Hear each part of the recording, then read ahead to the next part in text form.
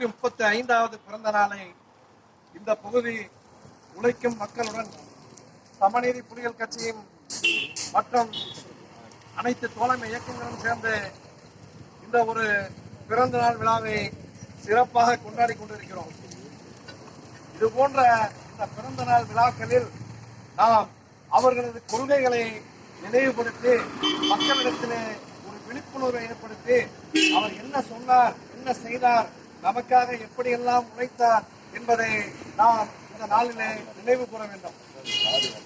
இன்றைக்கு இருக்கக்கூடிய ஒரு அரசியல் சூழ்நிலையானது டாக்டர் அம்பேத்கர் போன்ற தலித் மக்களுக்கும், பிற்படுத்தப்பட்ட மக்களுக்கும், சிறுபான்மை மக்களுக்கும் உழைத்த தலைவர்களை, தலைவர்களின் பெயர்களை மழுங்கடிக்க செய்யும் ஒரு பாசிச சனாதன ஆட்சியின் பிடியில் நாம் இன்று சிக்கிக் கொண்டிருக்கிறோம். இந்த பிடியிலிருந்து நாம் விலக வேண்டும் என்றால் டாக்டர் அம்பேத்கர் அவர்களின் கொள்கைகளை நாம் ஊன்றி பிடிக்க வேண்டும். இன்றைக்கு அம்பேத்கர் அவர்களுக்கே காவி சாயமிட்டு அவர் சனாதன இயக்கத்தை அவர் தூக்கி பிடித்தார் என்று பொய் சொல்லக்கூடிய ஒரு ஆட்சியிலே இன்றைக்கு நாம் இருந்து கொண்டிருக்கிறோம். அகில இந்திய அளவிலேயே அம்பேத்கர் அவர்கள் இந்த புரட்சிகர கருத்துக்களை பரப்பினார் என்று சொன்னால் அவர்களது பிரதிநிதிகளாக தமிழ்நாட்டிலே தந்தை பெரியார் அவர்களும், பேரறிஞர் அண்ணா அவர்களும், முத்தமிழறிஞர் கலைஞர் அவர்களும், இன்றைக்கு தளபதியார் அவர்களும் அவர்களது கொள்கைகளை பற்றி பிடித்துக் கொண்டிருக்கிறார்கள். இன்றைக்கு அகில இந்திய அளவிலேயே இந்த அம்பேத்கரின் கொள்கைகள் அதிகமாக பின்பற்றப்படுகிறது என்றால் அது நம் தமிழ்நாட்டில் மட்டும்தான்.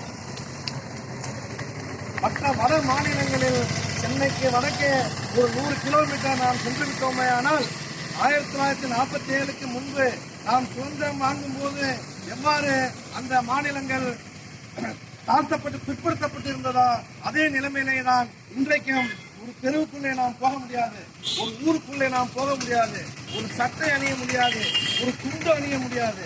இன்றைக்கு நீங்களும் நானும் வெள்ளை சட்டை அணிந்து இந்த இடத்துல இன்று பேசிக் கொண்டிருக்கிறோம் என்றால் அதற்கு வழிவகுத்தார் டாக்டர் அம்பேத்கர்.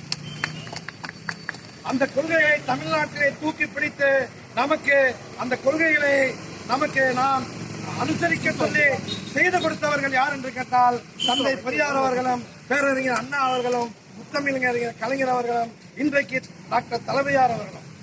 அவர்களது பிறந்த நாளை சமத்துவ நாளாக அறிவித்து இன்றைக்கு அவர்களை கௌரவப்படுத்தவில்லை, நம் தலித் சிறுபான்மை மக்களை கௌரவப்படுத்தியிருக்கிறார் நமது முதல்வர் அவர்கள். இன்றைக்கு பாருங்க, வக்ஃபு திருத்த சட்டம்னு ஒரு சட்டத்தை கொண்டு வந்து முஸ்லீம் என்கிற அந்த சிறுபான்மை மக்களை இன்னைக்கு அடக்கி ஒடுக்க நினைக்கிறது இந்த பாசிச பாஜக அரசு. நன்றாக நினைவில் கொள்ளுங்கள், இன்றைக்கு இஸ்லாமியர்களை கை வைக்கிறார்கள், அனைத்து மத மக்களும் அதற்காக எதிர்ப்பு குரல் கொடுக்கிறார்கள். நாளை கிறிஸ்தவர்களை கை வைப்பார்கள், கிறிஸ்தவ தேவாலயங்களை கை வைப்பார்கள், கிறிஸ்தவ தேவாலயங்களுக்கு சொந்தமான சொத்துக்களை சூறையாட நினைப்பார்கள்.